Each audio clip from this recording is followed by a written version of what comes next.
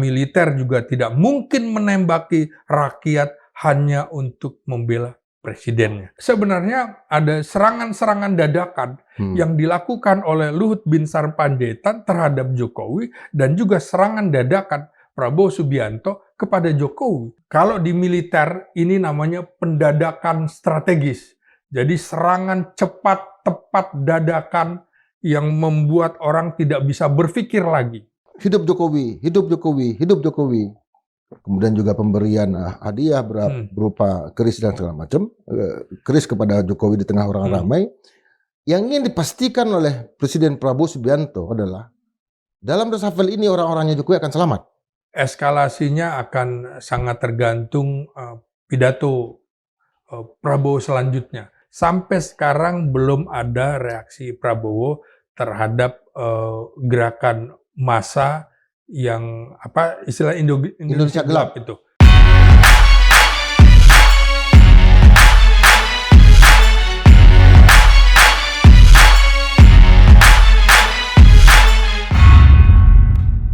Sobat Madilog, Tan Malaka adalah sedikit atau bisa jadi banyak ya dari pemimpin negara ini yang hebat sekali ketika menulis.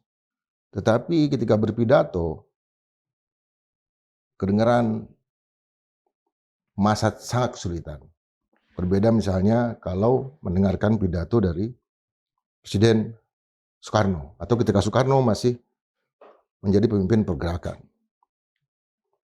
Bukan hanya Tan Malaka, tapi kita juga tahu sosok-sosok seperti Muhammad Hatta. Itu juga kurang sekali dalam penggunaan diksi, retorika, deklamasi, intonasi, bahkan juga tarikan nafas ketika menyampaikan pidato, kurang banyak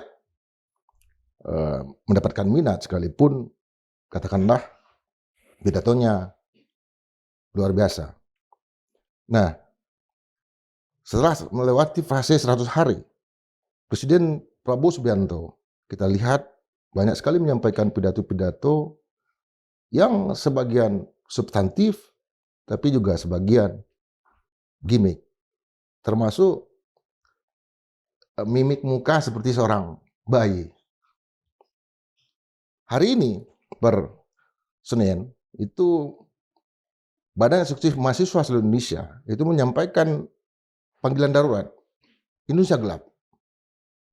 Dan tentu saja salah satu yang dijawab oleh gerakan mahasiswa ini adalah pidato-pidatonya Presiden Prabowo Subianto. Satu dari 6 tuntutan BEM seluruh Indonesia ini adalah segera tangkap dan adili mantan Presiden Joko Widodo. Untuk melihat tarik-menarik antara apa yang dipidatokan oleh Presiden Prabowo Subianto dan kemudian juga bagaimana gerakan mahasiswa terutama menanggapi pidato ini, kita menghadirkan Bang Slamet Ginting, seorang analis politik, intelijen, pertahanan, keamanan, dan geopolitik yang selalu hadir bersama kita tiap minggu. Dan perlu juga saya sampaikan kepada para pemirsa semua bahwa dalam tayangan edisi sebelumnya tentang eskalasi gerakan massa, terutama terkait dengan Joko Widodo, itu situs YouTube kita menghadapi serangan yang luar biasa. Banyak sekali pemain-pemain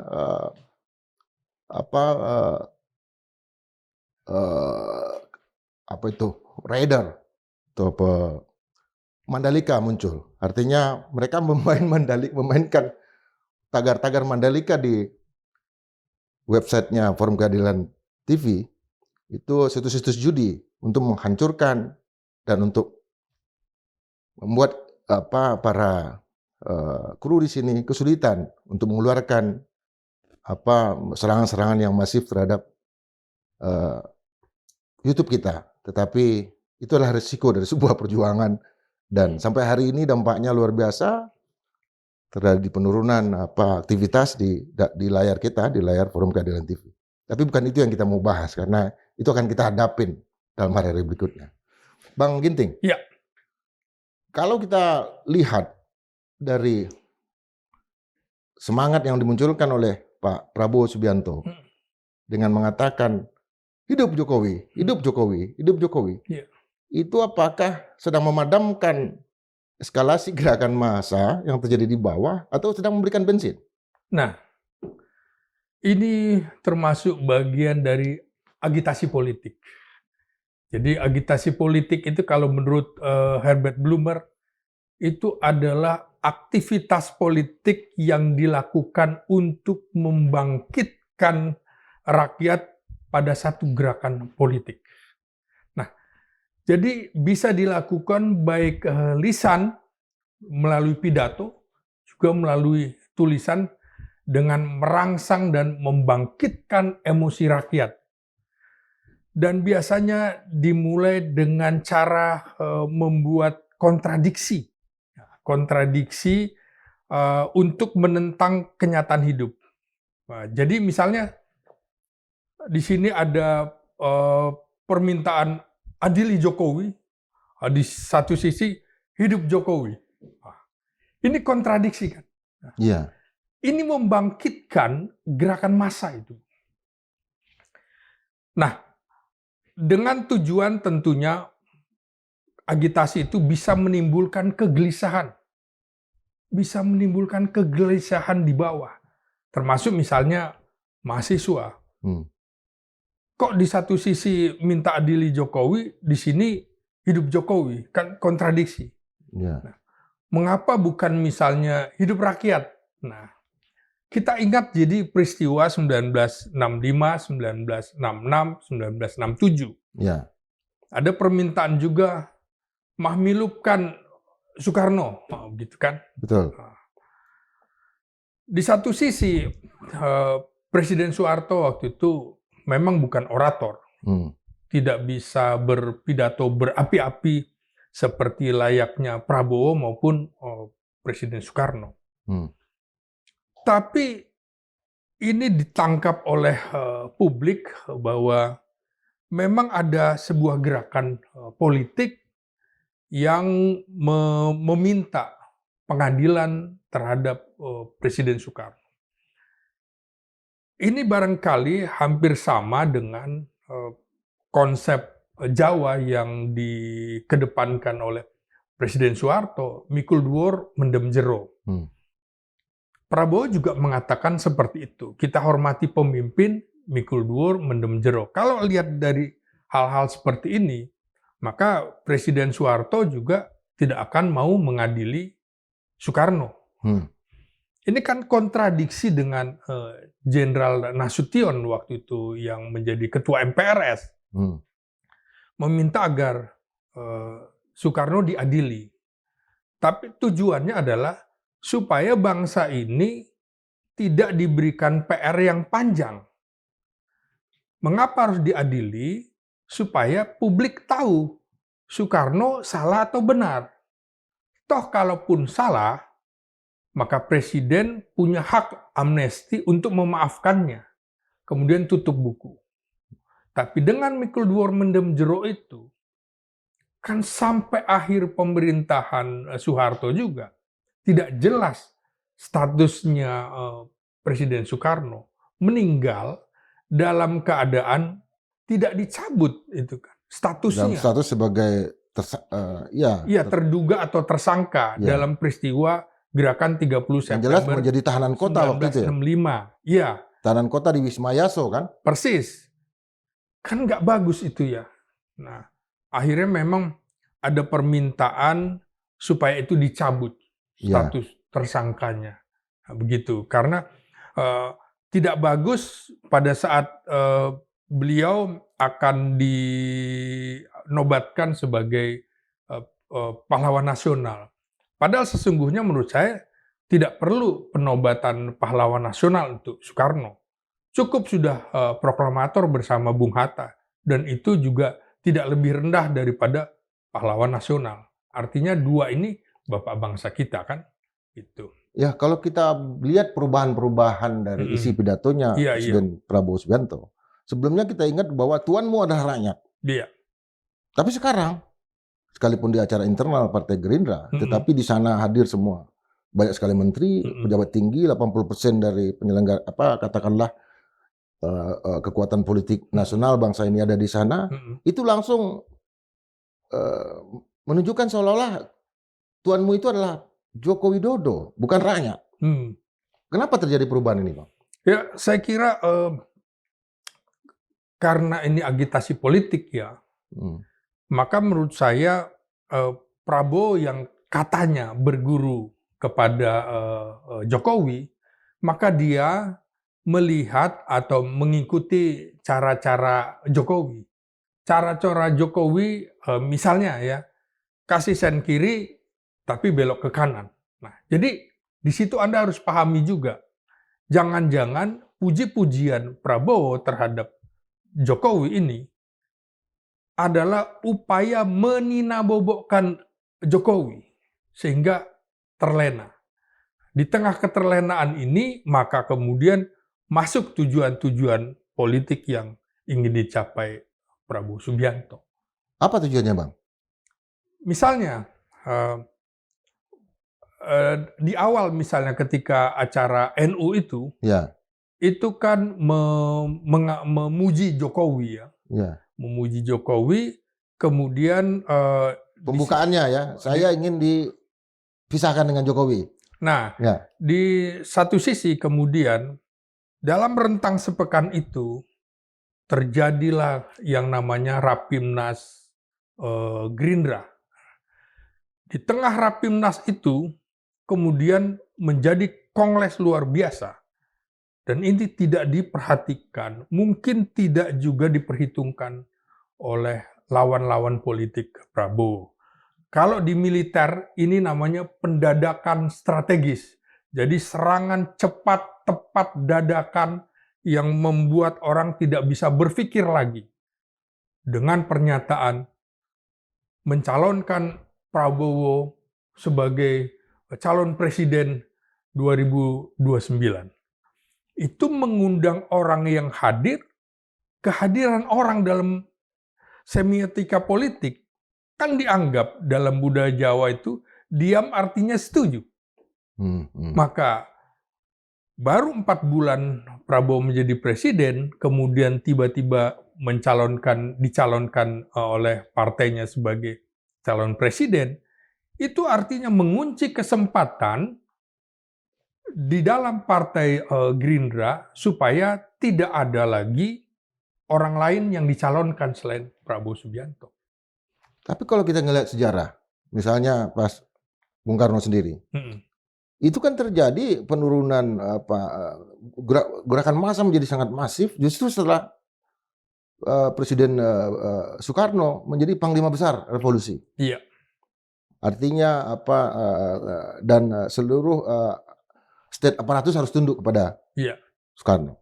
Kemudian pas peristiwa 98 juga kita tahu itu terjadi setelah Ketua MPR waktu itu Harmoko diminta untuk melihat aspirasi rakyat. Benarkah Pak Harto yang kemudian menjadi calon presiden satu-satunya, presiden tunggal, dan setelah 3 bulan Harmoko mengatakan betul. Artinya tapi beberapa bulan kemudian seperti rumah kartu menjadi roboh, baik di Soekarno atau Soeharto. Apakah itu juga yang akan terjadi? Iya, dalam kasus Soekarno itu karena terjadi inflasi sampai 600%. Kemudian persoalan gerakan 30 September 1965 yang nggak selesai, di mana Bung Karno dianggap tidak konsisten, tidak tegas untuk menumpas PKI. Ini kan jadi masalah. Jadi ketika terjadi krisis ekonomi disertai dengan krisis politik, siapapun tidak akan mampu melawan. Pidato Soekarno yang orang misalnya sekalipun mau makan tempe dalam kondisi krisis, tapi di tengah krisis itu kan tidak bisa. Sama dengan Soeharto itu. Ketika sudah terjadi krisis ekonomi, krisis moneter, di mana dolar melambung tinggi dan kita tidak mampu menjangkau, dan ada ketidakpuasan secara politik, maka bisa berubah. Kondisi ini kan hampir sama, Bung, dengan peristiwa Bangladesh yang kita ceritakan belum lama ini. Ya, ya. Sama, kemenangan yang luar biasa ya, luar biasa tingginya, tapi kemudian ada krisis karena publik curiga penggunaan bansos yang luar biasa, akhirnya pemerintahan Syekh Hamsina kabur. Nah, ini juga sama kalau kita lihat ada anomali-anomali seperti dikemukakan oleh Luhut Binsar Panjaitan, menteri yang sangat senior, powerful di situ, kan mengemukakan bahwa 50% bansos itu tidak tepat sasaran. Artinya sekitar 500 triliun, separuhnya 250 triliun itu tidak tepat sasaran. Yang dituju siapa sebenarnya? Yang dituju ya jelas pemerintahan Jokowi tidak menggunakan bansos itu tepat sasaran. Ini jadi sebenarnya ada serangan-serangan dadakan yang dilakukan oleh Luhut Binsar Panjaitan terhadap Jokowi dan juga serangan dadakan Prabowo Subianto kepada Jokowi dengan mengumumkan pencalonan dirinya di tengah-tengah Rapimnas menjadi kongres luar biasa dan juga ulang tahun Gerindra, apalagi kemudian menawarkan koalisi Indonesia Maju, koalisi permanen dengan mencalonkan nama Prabowo, maka menurut saya di dalam tubuh Gerindra itu sudah dikunci, nggak boleh ada yang lain, walaupun misalnya ada Bobi Nasution sekalipun sudah masuk di dalamnya. Nah, di sini juga kemudian membuat koalisi di pemerintahan juga tidak bisa berpikir yang lain selain nama Prabowo Subianto. Jadi ini upaya melakukan kohesivitas, kemudian juga semacam soliditas dan solidaritas, dan yang terpenting adalah menguji loyalitas dari koalisi Indonesia Maju Plus yang ada di pemerintahan kali ini. Yang kita lihat kan sebetulnya seolah-olah Pak Prabowo Subianto ini hanya sedang membentuk kekuasaan, membentuk mark-forming misalnya, make-forming. Artinya membentuk sebuah struktur bangunan kekuasaan. Seolah beliau belum berkuasa, Bang. Apa benar itu? Ya, saya melihatnya begini ya, Prabowo itu dulu mungkin kurang begitu percaya dengan hasil-hasil survei. Tapi hasil survei yang membuat dirinya, tingkat kepuasan terhadap dirinya sampai 80,9%, ya kan? Ini tinggi sekali. Di sisi lain, ya, keterpengaruhan terhadap Jokowi juga masih tinggi. Artinya kepuasan publik terhadap Jokowi masih tinggi. Maka Jokowi masih diperhitungkan dengan sangat betul, diperhatikan betul oleh Prabowo bahwa Jokowi adalah sebuah kekuatan yang patut diperhitungkan. Apalagi kemudian ini kan seperti saling menjawab, Bung. Misalnya hidup Jokowi di satu sisi, kemudian program IKN dananya tidak digulirkan, malah di stop. Ini kan supaya kontradiksi yang tidak terlalu dimunculkan. Jadi yang muncul adalah hidup Jokowi, tapi di sisi lain dia bermain anggarannya dihentikan sehingga IKN agak sulit diwujudkan dalam tahun ini atau tahun depan, bahkan 3 tahun yang akan datang. Ini kontradiksi sama dengan misalnya bagaimana dia menghapus utang-utang UMKM. Artinya UMKM itu hutang pada masa pemerintahan lampau. Kemudian juga mengambil alih kebun-kebun sawit yang ilegal-ilegal. Ini kan kontradiksi. Jadi menurut saya Prabowo sedang memainkan bandul politik dengan pidato-pidato yang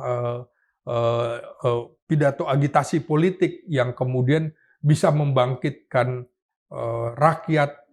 Ini loh sesungguhnya peristiwa yang terjadi begitu. Nah, dibalas juga kan oleh Jokowi ketika Prabowo menawarkan koalisi permanen, ini kan tujuannya supaya tidak ada pengkhianatan di dalam koalisi Indonesia Maju untuk mencalonkan selain Prabowo Subianto. Jadi jangan sampai ada yang berkhianat segala macam. Nah, itu merupakan jawaban dari hasil keputusan MK yang menghapuskan parliament threshold dan presiden threshold dan memungkinkan semua partai politik untuk bisa maju.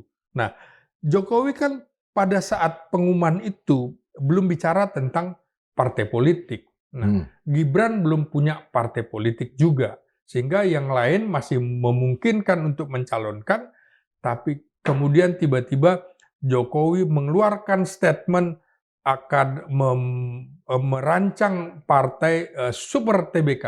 Artinya partainya jauh lebih terbuka daripada yang lain-lain. Itu sesungguhnya sindiran Jokowi juga terhadap partai-partai politik yang dia bilang dulu ini partai perorangan. Artinya partai-partai yang ada sesungguhnya dikuasai oleh perorangan, elit-elit tertentu. Sesungguhnya Jokowi juga sudah sedang menyindir partai-partai politik mapan di parlemen. Begitu. Jadi upaya sebenarnya saling balas pantun dan gerakan politiknya yang dilakukan Prabowo dengan Jokowi juga gerakan politik, gerakan tanpa bola kalau di sepak bola. Begitu. Tiba-tiba bola sudah ada di kakinya, tinggal menendang ke gawang. Kalau kita lihat ada satu diksi ya di dalam ilmu politik, itu adalah tentang limited government. Pemerintahan terbaik adalah yang sedikit sekali memerintah. Tapi pemerintahan yang lebih baik adalah pemerintahan yang sama sekali belum memerintah. Yang menjadi pertanyaan dari masa sekarang adalah seolah pemerintahan ini belum berjalan sama sekali. Ketika ada efisiensi dan segala macam, kabinet gemuk. Lalu dibalas juga sama Pak Prabowo Subianto.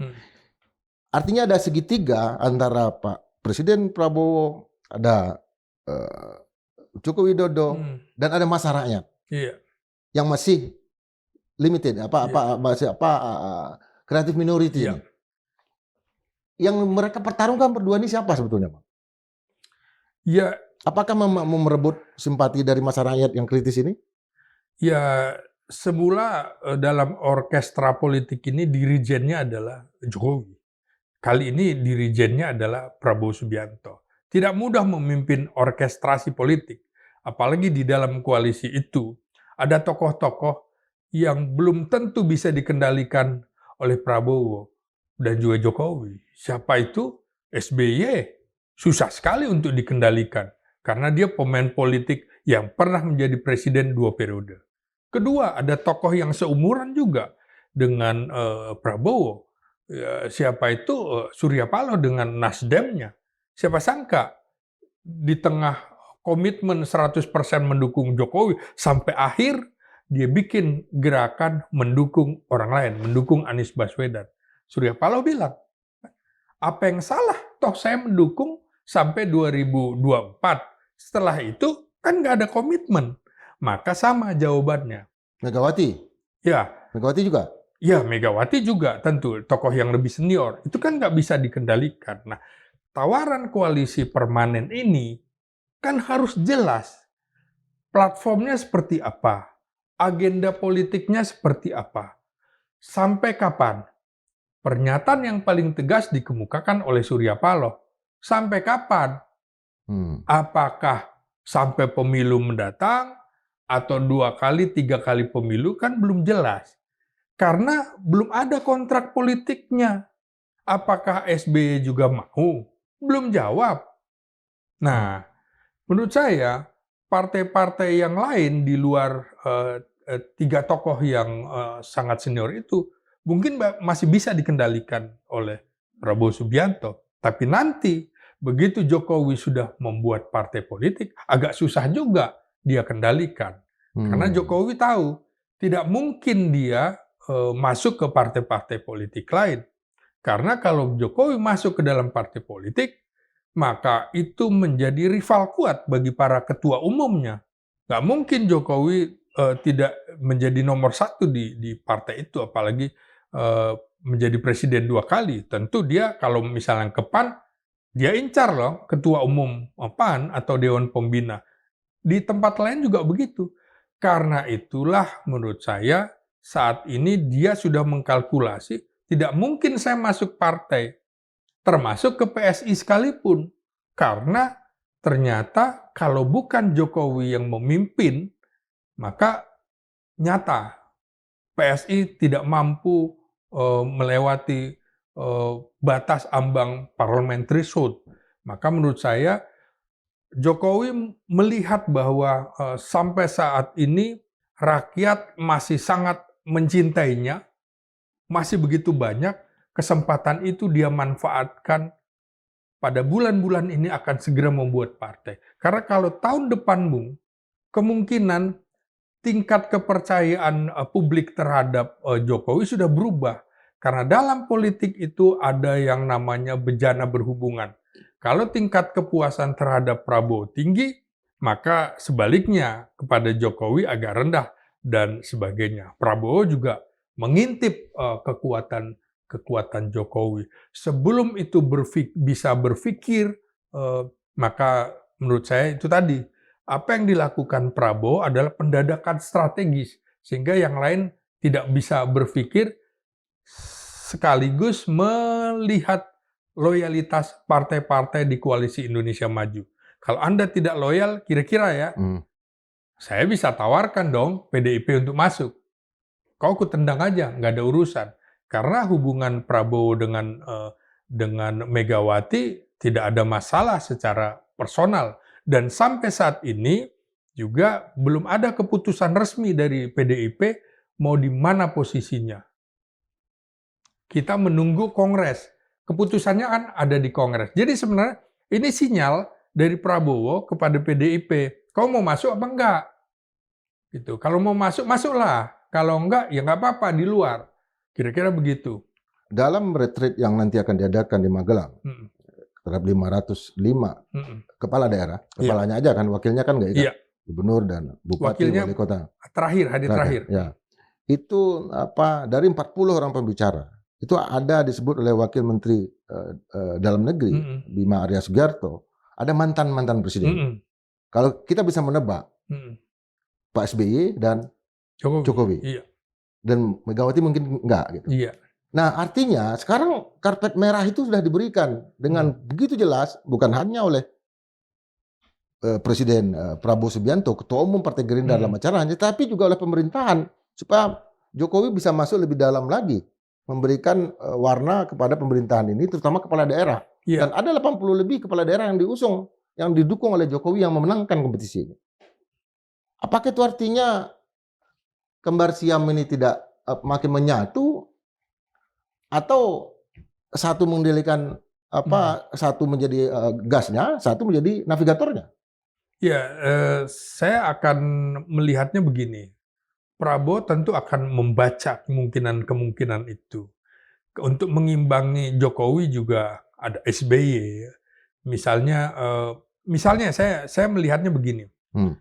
Bagaimana Prabowo menempatkan AHY sebagai Menko Infrastruktur? Anda masih ingat nggak? Ya. Pada saat Jokowi jadi presiden, baru jadi presiden, dia mengunjungi Hambalang. Ya. Itu artinya dia ingin mengatakan, ini mangkrak era loh. Oke? Sekarang dengan penempatan AHY sebagai Menko Infrastruktur, dia juga bisa mewakili ayahnya datang ke IKN. Lu juga sama. Ini berpotensi mangkrak juga. Jadi kan masih ada rivalitas antara Jokowi dengan SBY. Atau sebaliknya, ini mangkrak di era AHY menjadi Menteri Infrastruktur sekalipun 80% anggarannya dipotong. Karena nggak ada. Jadi dia tidak akan ikut bertanggung jawab. Nah, jadi ini menurut saya tidak mudah memanage orkestrasi politik di mana ada tokoh-tokoh hebat di situ. Bayangkan itu nanti kan, ada Surya Paloh, ada SBY, ada Jokowi. Bagaimana Prabowo mengendalikan 3 tokoh ini? Belum lagi model-model si kancil seperti Muhaimin Iskandar juga, yang kemarin dia panggil. Nah, ini sudah kembali ke jalan yang benar. Ya. Artinya jalan sebelumnya nggak benar. Nah, tapi Prabowo kan tidak berani mengatakan yang macam-macam terhadap Surya Paloh. Karena Surya Paloh berpotensi sama dengan yang kemarin, meninggalkan Jokowi. Nah, artinya Surya Paloh hadir di dalam acara HUT Partai Gerindra, tetapi dia bukan bagian dari koalisi kan? Ya, apalagi sebenarnya bagian dari koalisi. Sekarang udah jadi bagian dari koalisi? Kim Plus. Kim Plus. Kim Plus. Kim Plus. Oke, Kim Plus. Tapi di Rapimnas kan tidak hadir kan pada saat deklarasi atau tawaran untuk Kim Plus permanen, koalisi permanen. Dia kan tidak hadir. Gitu ya. Ya. Sama dengan bagaimana PDIP mengirimkan Oli Dodo Kambe dan Said Abdullah pada hari ulang tahun itu. Artinya memang yang menarik. Oh ya, Surya Paloh hadir waktu acara kenegaraan dengan pada saat HUT. Bukan hadir waktu di sana waktu acara dengan Presiden Turki. Oh iya. Erdogan. Surya Paloh hadir di sana. Iya. Tapi acara Gerindra oke. Nah, dan sampai sekarang kan belum ada kader Nasdem yang duduk di kabinet. Kan sudah ada tanda-tanda.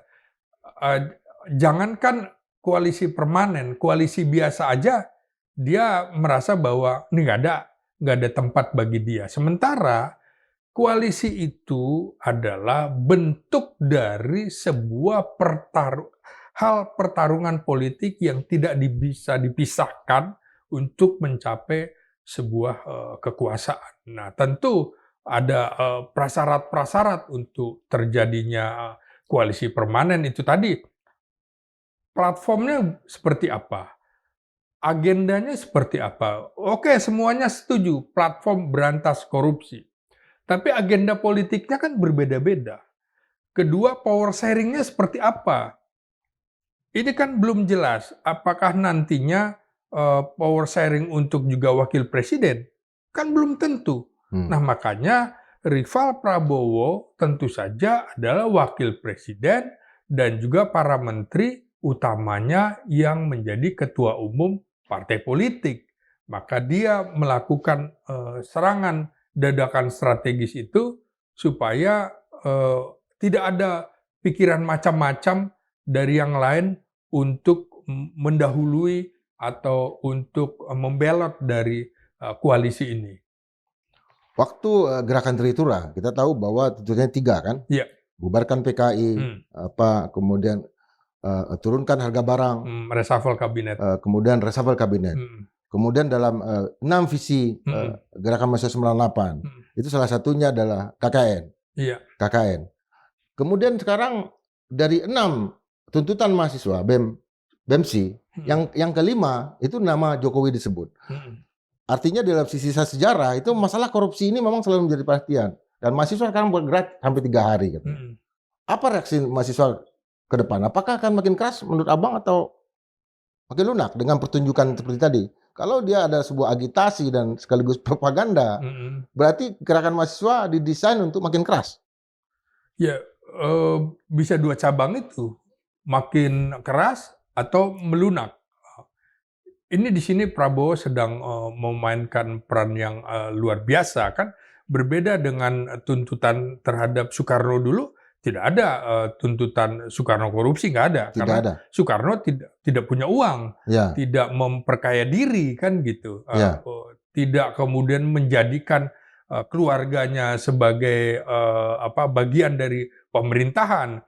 Pak Harto kan terakhir tutut menjadi Menteri Sosial. Makanya bahasanya waktu itu KKN ya. Itu KKN. Bahasanya nepotisme ya. Nepotisme. Nah, KKN ini masih menghinggap di dalam diri keluarga Jokowi. Dan itu yang akan terus dipersoalkan oleh publik menurut saya sampai pemerintahan ini selesai.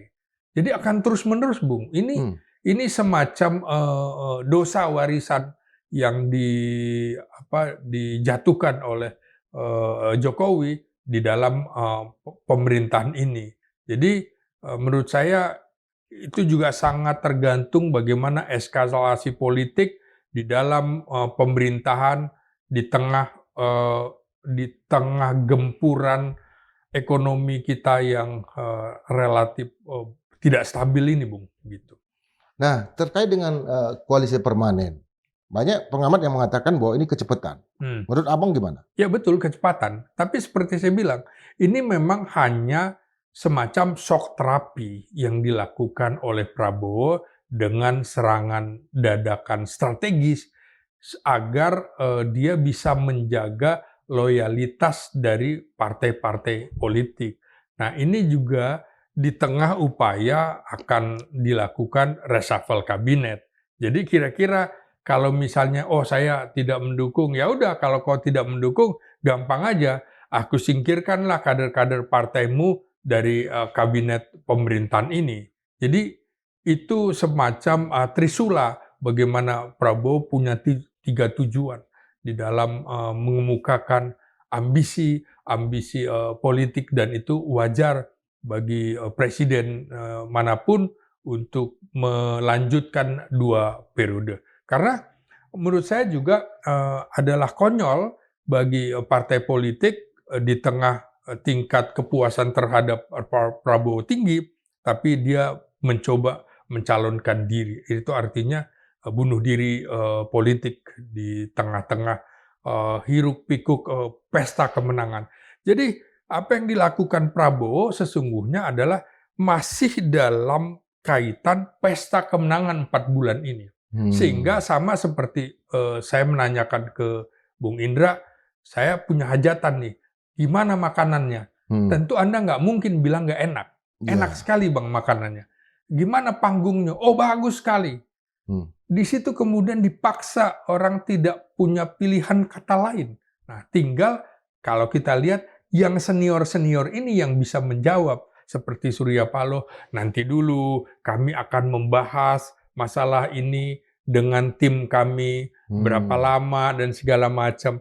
Itu dari situ aja kelihatan sekali bahwa kematangan politik Surya Paloh dibanding pernyataan Muhaimin yang lebih mengamini. Tapi seperti saya bilang, ini kan kancil. Atau PAN. Iya. Nggak apa-apa, kita keempat kalinya, kata dia kan? Iya. Atau PSI yang juga mendukung. Iya, betul. PAN, PSI, PKB. Tidak ada pilihan bagi PSI untuk tidak mendukung Prabowo, karena dosa politik PSI tetap dicatat, di mana dia memberikan award kebohongan terhadap Prabowo Subianto yang ditandatangani oleh Raja Juli itu kan. Makanya tidak ada pilihan untuk mendukung. Tapi di dalam politik itu mana ada kepentingan permanen? Tidak ada. Yang ada adalah kepentingan yang abadi adalah kepentingan itu sendiri. Jadi menurut saya nggak masuk akal di tengah presidensialisme ini, kemudian presidensialisme di tengah multipartai, ada yang disebut koalisi permanen. Koalisi permanen ini kan lebih dekat kepada sistem parlementer, begitu, Bung. Ya, secara teoretik kan begitu, Bang. Iya. Nah, artinya dengan hidup Jokowi, hidup Jokowi, hidup Jokowi, kemudian juga pemberian hadiah berupa keris dan segala macam, keris kepada Jokowi di tengah orang ramai, yang ingin dipastikan oleh Presiden Prabowo Subianto adalah dalam reshuffle ini orang-orangnya Jokowi akan selamat. Apakah itu, Bang? Nah, bagaimana? Benar kan? Iya, saya kira Prabowo, karena saya bilang tadi kan, di dalam dirinya itu ada DNA Jawa, di mana menganut mikul dhuwur mendem jero. Ya, ya. Tapi separuh DNA-nya adalah Sulawesi Utara, yang hampir sama dengan Sumatera, Sulawesi, itu terbuka, keras. Ya. Maka ini sedang berjalan ini, Bung. Dalam dirinya sedang ada konflik batin, yang mana sesungguhnya yang ingin dikedepankan. Kalau tuntutan masanya sangat keras, saya kira sama tentara misalnya, ketika rakyat menuntut Soekarno mundur, dia tidak akan mau berbenturan dengan rakyatnya. Sama dengan ketika rakyat meminta Presiden Soeharto turun, maka militer juga tidak mungkin menembaki rakyat hanya untuk membela presidennya. Saya kira dalam diri Prabowo yang ada jiwa kemiliterannya itu tentu masuk perhitungan. Tapi di sisi lain kan dia sekarang menjadi aktor politik. Aktor politik adalah manusia yang dapat dengan tepat menjemunyikan sasaran, kepentingan-kepentingan dan ambisi-ambisi politiknya. Jadi belum bisa diketahui apa sesungguhnya yang ada di dalam hati Prabowo Subianto. Dan ini yang dikemukakan baru panggung depan, belum panggung belakang. Nah, kita belum bisa baca itu sambil menunggu dinamika politik yang berkembang. Dalam sepekan ini saja sudah ada tarik-menarik kepentingan politik yang luar biasa. Artinya begini, dengan mengatakan membela diri bahwa kabinet gemuk ini ndasmu, gitu kan? Artinya ini dia akan pertahankan, kemudian memberikan apresiasi kepada Pak Jokowi, reshuffle tidak akan terjadi terhadap orang-orangnya Jokowi. Bisa nggak kita baca begitu, prediksi 1 bulan ke depan? Saya kira sama seperti Soekarno waktu itu. Dia bersikeras tidak mau membubarkan kabinetnya yang sangat gemuk itu. Sampai 104 menteri pada saat itu ya. Baik menteri muda dan setingkat menteri kan dianggap bagian dari kementerian. Toh akhirnya pelan-pelan dia kurangi juga. Ketika ada tuntutan itu terkait dengan apa? Ekonomi. Bagaimana mau bicara efisiensi kalau harus membayar? Kecuali kau mau jadi menteri tapi tidak dibayar. Seperti pada menteri era pemerintahan pertama. Uangnya nggak ada. Misalnya Agus Salim pakai jas yang tambalan, kemudian naik sepeda, dan lain-lain, sampai membonceng teman menterinya yang dari berbeda haluan politik. Itu bisa. Nah kalau sekarang, kecuali Prabowo mau berbicara seperti itu. Hei kalian yang mau menjadi menteriku, kalian akan digaji, dipotong 50%. Hei komisaris BUMN, mohon maaf, gajimu tinggal 25%. Kalau itu yang dilakukan oleh Prabowo, semua akan mengacungkan jempol. Kita lihat ini Bang, foto itu Bang. Ada Agus Salim, ada Sultan Syahrir, ada Sumitro Jayahadikusumo, ada Sultan Hamid II. Nah kalau tidak salah, ketika di dalam sidang umum MPR, itu Sultan Syahrir menggunakan kaos kaki yang bolong.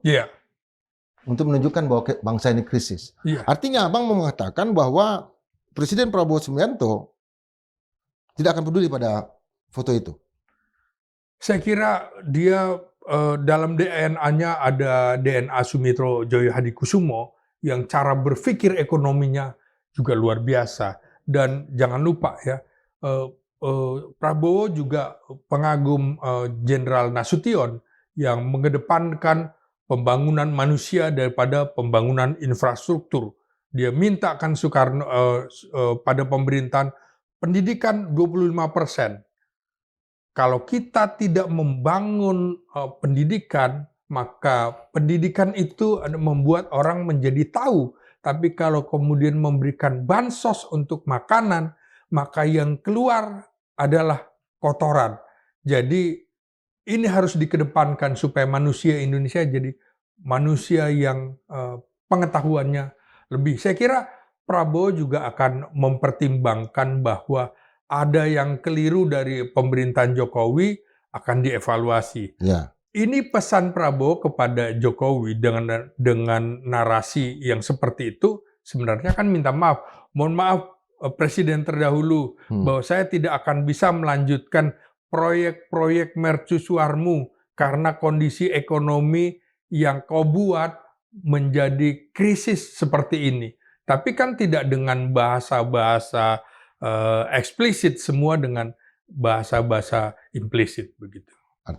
Artinya bahasanya tidak langsung, tetapi secara kebijakan mulai mengarah ke sana.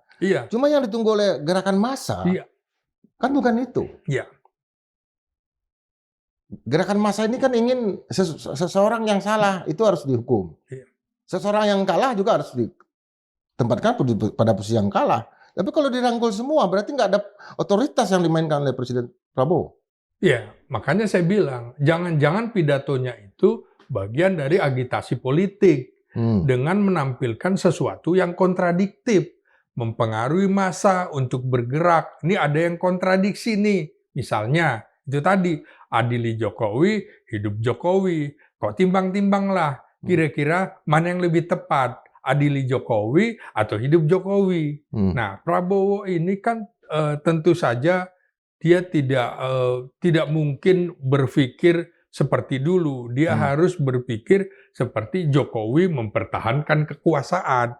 Dia menyebut dirinya juga, saya muridnya Jokowi loh. Muridnya Jokowi berarti kemungkinan kalau dia kasih sen kiri, maka dia akan belok ke kanan. Puji-pujian Jokowi barangkali juga artinya, nih loh Jokowi yang bertanggung jawab. Kan bisa saja seperti itu. Kita lihat apakah agitasi politik ini betul-betul dimanfaatkan untuk kepentingan bangsa dan negara agar bangsa ini lebih baik lagi dari masa pemerintahan sebelumnya. Sejauh ini gerakan massa yang bergerak di ibu kota itu masih bisa katakanlah dinetralisir dalam isu-isu yang terkait dengan Pak Joko Widodo. Tetapi di daerah kita sudah lihat itu video-video, bukan hanya adili Jokowi, tapi gantung Jokowi. Itu sudah muncul di daerah-daerah. Apakah strategi desa menghubung kota ini yang terjadi juga pada waktu pemerintahan ketika sebelum Pak Harto jatuh, sebelum Bung Karno jatuh, itu sedang terjadi gitu. Artinya ada penanganan yang berbeda ini antara di ibu kota dengan non ibu kota. Iya, saya kira juga mahasiswa sedang sebel kira-kira ya dengan pengumuman dari Menteri Pendidikan Menengah dan Tinggi itu, Mendikti Saintek itu, yang pendidikan tinggi dan riset dan pendidikan tinggi. Ya, nggak mungkin lagi nih UPT mahasiswa segini harus dinaikkan, ya kan? Ya. Di sisi lain Menteri Sri Mulyani bilang nggak bisa dinaikkan. Ini menteri ini sebenarnya sudah mengirimkan sinyal, gua nyerah loh, kira-kira seperti itu ya. Nah ini kan membuat mahasiswa juga marah, kok dalam kondisi seperti ini uang kuliah mau dinaikkan. Ya. Nah kan rata-rata kan sama dengan keinginan mahasiswa turunkan harga pada waktu 1966 itu. Nah ini juga menurut saya yang tidak... 98, harga itu artinya Harto dan keluarga. Oh gitu. Nah sama di tengah era-era seperti ini, maka publik juga melihat bahwa ini ada kemarahan dari mahasiswa dan kebetulan di era Jokowi itu ya, mahasiswa itu kurang jangankan mahasiswa, kalangan akademisi juga kurang dianggap, saran-saran dan segala macam. Di sini sebenarnya ujian dari Prabowo, bagaimana Prabowo yang cara berpikirnya dan rajin membaca buku, dia harus bisa mengendalikan mahasiswa. Kita menunggu sebenarnya kedatangan Prabowo ke kampus-kampus yang menjadi simbol-simbol perjuangan dalam sejarah Indonesia. Kita menunggu itu karena pada era Jokowi tidak mungkin Jokowi masuk ke dalam kampus-kampus. Nah, jadi kita masih menunggu apakah Prabowo bisa melakukan stabilisasi politik menghadapi gerakan massa terutama yang dilakukan oleh mahasiswa saat ini yang menuntut pengadilan terhadap Presiden Jokowi, seperti juga tuntutan grafiti yang awalnya dilakukan mahasiswa di Bangladesh yang membuat presidennya harus melarikan diri ke India. Waktu gerakan mahasiswa tahun 77-78, kebetulan itu jadi skripsi saya, Bang. Koreksi demi koreksi, gerakan mahasiswa pasca Malari sampai penolakan NKKBKK tahun 74-80, itu presiden untuk menghadapi gerakan mahasiswa tahun 77-78, itu Presiden Soeharto sampai membentuk Komisi 7, yaitu 7 orang menteri. Ketuanya adalah Smitro Jayahadikusumo, yang bergerak dari kampus ke kampus, menjelaskan platformnya dan segala macam. Iya. Sampai mahasiswa waktu itu mengatakan bahwa ini bukan dari tim 7. Ini pikiran Pak Sumitro sendiri. Oh. Nah, artinya yang ingin saya katakan adalah apakah eskalasi ini akan tunggu sampai sedarurat itu baru kemudian Pak Prabowo akan menggerakkan mesin kaum intelektualnya untuk berjalan ke kampus-kampus termasuk dia sendiri? Ya, saya kira Prabowo bisa jalan sendiri, kemudian juga mengutus orang-orang yang memang dekat dengan kalangan gerakan mahasiswa atau gerakan massa, seperti juga yang dilakukan oleh Sumitro Joyo Hadikusumo ke kampus-kampus, terutama ke ITB ya. Ke ITB, betul. Ke ITB yang menjadi barometer gerakan politik mahasiswa pada saat itu, setelah sebelumnya 74 di UI, kemudian 77, 78 menolak NKK, BKK, normalisasi kehidupan kampus. Nah, saya kira juga akan segera dilakukan oleh Prabowo Subianto menurut saya untuk mengeliminasi atau untuk menurunkan tensi yang tinggi, terutama menghadapi gerakan mahasiswa. Saya kira dia akan kembali mengemukakan ya dalam diri dia itu, Bung. Agak sulit kita meminta Prabowo Subianto untuk mengadili Jokowi karena dalam diri dia ada mikul duur mendem jero yang itu juga sudah dipelajari oleh Prabowo Subianto dan ternyata juga itu jauh lebih stabil. Saya kira tinggal menurunkan kadar puji-pujiannya terhadap Jokowi, kira-kira gini, Pak saya muji Bapak, tapi akhirnya saya dituntut seperti ini. Jadi mohon maaf Pak kalau saya tidak bisa muji-muji terus. Kan sebenarnya paling aman Prabowo mengatakan hidup Jokowi, hidup SBY, hidup Megawati, nah atau hidup rakyat. Ya. Tapi begitu dia mengatakan hidup Jokowi, SBY tentu saja akan bertanya-tanya, memangnya yang membangun negeri ini cuma Jokowi doang? Megawati juga begitu, kendati nama orang-orang ini disebut, ada jasanya SBY, ada jasanya Megawati, bahkan dukungan dari langit, dari Gus Dur, sehingga saya menang. Saya kira di tengah suasana yang sangat hiruk-pikuk di mana ada Jokowi, dia menurut saya ingin mengambil ceruk dari Jokowi yang memang dia buktikan kecintaan rakyat terhadap Jokowi masih tinggi dan Jokowi ingin membentuk partai politik. Jadi sebenarnya dia menawarkan diri, kalau kau bikin partai politik, mari bergabung di sini dan aku pemimpinnya. Kayak gitu. Jadi nggak bisa terang-terangan menjelaskan hal itu kepada Jokowi, tapi saya kira Jokowi juga sudah membaca arah politik Prabowo ke depan seperti apa. Dengan potret yang seperti ini, kita masih menunggu sampai kapan? Karena gerakan mahasiswa mungkin pas bulan Ramadan itu akan berhenti. Iya. Atau mungkin istirahat. Iya. Setelah Ramadan baru aktif lagi. Iya. Artinya eskalasi ini titik didihnya itu ingin diakumulasi sebelum Ramadan.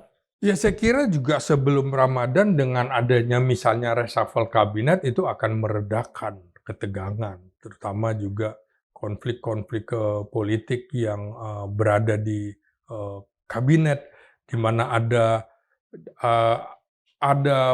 loyalitas ganda yang kita sebutkan, beberapa menteri masih bolak-balik ke Solo, itu juga akan menjadi catatan publik bahwa harusnya nggak begini caranya, Saya kira juga pemberian Jokowi yang saling memuji kepada Prabowo dengan pemberian keris misalnya, bahwa dia meneruskan kepemimpinan saya, itu memang belum pernah ada kebetulan di Indonesia. Karena dari era Soekarno ke Soeharto, itu dengan berdarah-darah. Ya, selalu ada patahan sejarah ya. Dari Soeharto ke Habibie juga ada patahan di situ berdarah-darah. Dari Habibie kemudian ke Gus Dur juga lewat demo-demo yang luar biasa. Dari Gus Dur ke Megawati juga harus melengsarkan Gus Dur gitu kan. dari Megawati ke SBY juga nggak normal gitu Sampai kan sekarang. situasinya gitu, bahkan sampai sekarang. Kemudian dari SBY ke Jokowi juga di tengah Jokowi menjadi bagian dari representasi, PDIP juga kontra, dan baru sekarang sebenarnya mulus. Mungkin Prabowo berpikir yang begini harus kita teruskan, dan mikul dhuwur mendem jero sepertinya ini kebiasaan adat Jawa yang bisa kita kedepankan, walaupun dari sisi hukum memang agak berbeda. Ini antara budaya dengan hukum tentu agak bertolak belakang, apalagi ada filosofi-filosofi untuk menjaga kewibawaan para pemimpin bangsa kita. Artinya ketika Abang katakan bahwa reshuffle kabinet harus terjadi sebelum Ramadan untuk menurunkan eskalasi, kan poin itu belum ada dalam gerakan mahasiswa, atau hanya sekedar untuk memberikan gula-gula pada elit? Ya, saya kira salah satu ketidakpuasan mahasiswa tentu saja rapot merah beberapa menteri kan, seperti dulu misalnya adili menteri-menteri Yusuf Muda Dalam, yang diduga terlibat dalam peristiwa G30 SPKI itu atau kan. parti-parti. Ya, nah Soeharto waktu itu ya berani menangkap 14 menteri itu kan gitu. Sama dengan kondisi sekarang, apakah Presiden Prabowo akan juga mempertahankan orang-orang yang diduga justru akan menggerus kewibawaan pemerintahnya sekarang?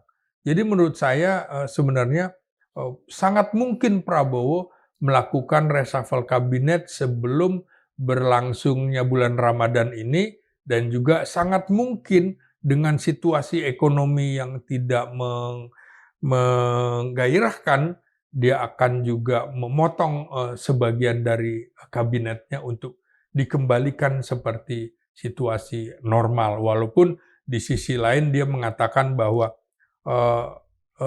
dia terpaksa membuat kabinet gemuk karena dia punya kepentingan-kepentingan dengan alasan Indonesia adalah sama dengan 27 negara di Eropa. Maka dia bilang di situ ada 27 menteri dalam negeri, 27 menteri luar negeri. Ya tentu 27 kalau Perdana Menteri. Ya, kalau dibandingkan itu, ya kenapa juga tidak membandingkan dengan India, Rusia, dan Amerika yang lebih efisien begitu.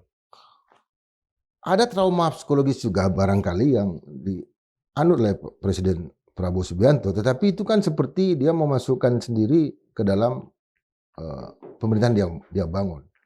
Yaitu ketika Pak Harto ditinggalkan oleh 16 menterinya. Yang menyebabkan pemerintahan menjadi goyang, dan kemudian Pak Harto mundurkan diri. 14 menteri, Bung. 14 ya? Hampir sama dengan 14 menteri yang ditangkap. Oke, 14 menteri. Kemudian waktu Gus Dur, itu juga yang terjadi. Menteri-menteri yang berafiliasi dengan Mbak Mega itu memberikan berjarak, tidak lagi sidang kabinet dan segala macam. Ya, atau berbeda dengan Pak SBY juga. Pak SBY juga waktu maju ke 2004, dia mengatakan saya nggak diundang dalam rapat oleh Ibu Mega, Presiden Megawati Soekarnoputri. Artinya ini apakah ini juga yang diantisipasi oleh Prabowo? Artinya ada menteri-menteri yang mundurkan diri.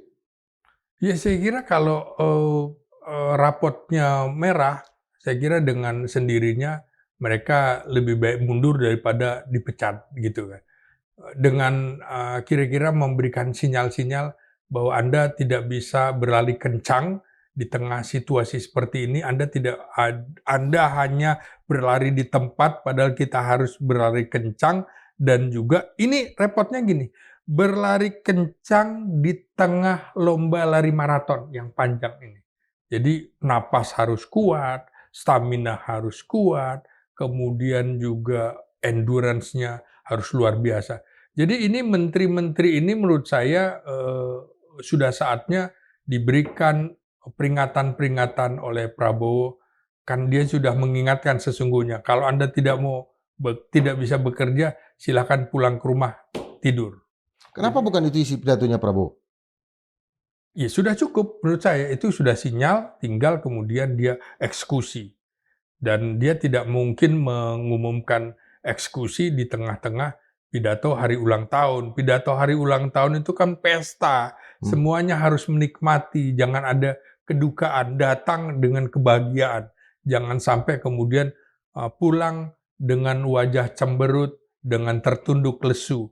Jadi semiotika politik itu sudah semakin dipahami oleh Prabowo Subianto, kecuali pernyataan ndasmu itu yang menurut saya itu agak kasar ya dalam budaya politik Jawa, dan ternyata Prabowo juga bisa sangat keras sekali terhadap para pengkritiknya. Nah, ini juga harus kita ingatkan kepada Prabowo. Seorang demokratis itu adalah orang yang mampu memanage kritik dengan baik, tidak dilawan dengan kemarahan, apalagi dengan pernyataan yang relatif kasar. Dalam budaya Jawa bukan sekedar artinya kepalamu, tapi kira-kira kepalamu sama dengan pernyataan khas Rocky Gerung mungkin. Itu sama artinya dengan dungu loh, kira-kira begitu.